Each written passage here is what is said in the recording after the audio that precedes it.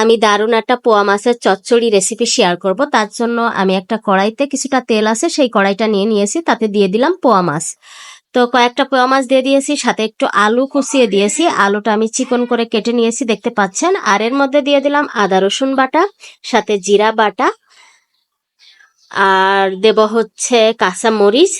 তো কাঁচামরিচগুলো আমি ফালি করে দিয়ে দিয়েছি। আর দিয়ে দিয়েছি পেঁয়াজ কুচি।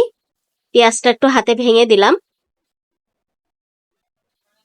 এর মধ্যে দেব সামান্য তেল, যেহেতু তেল কড়াইতে আগে ছিল এই জন্য আমি সামান্য একটু তেল দিয়ে দিলাম। এখন গুঁড়ো মশলাগুলো দিয়ে দেব। দিয়ে দিচ্ছি পরিমাণ মতো নুন, হলুদ গুঁড়ো আর সামান্য ধনিয়া গুঁড়ো দিয়ে দেব।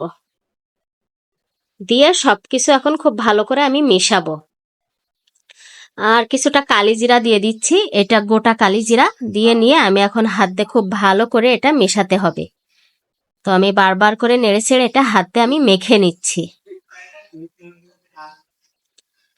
হাতে মাখা যে কোনো চচ্চড়ি কিন্তু খেতে দারুণ লাগে, আমার তো অনেক ভালো লাগে, জানি না কার ভালো লাগে আর না লাগে।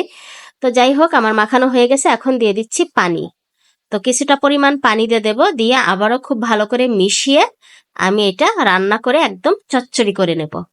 তো কারা কারা হাতে মাখা চচ্চড়ি পছন্দ করেন কমেন্ট করতে ভুলবেন না, আমার তো খুব ভালো লাগে। তো ঢাকনা দিয়ে দিলাম, আর হয়ে গেছে অলরেডি আমার, এই যে দেখেন। এখনই আমি নামিয়ে নেবো। মাখা মাখা করেছি, দারুণ লাগবে খেতে।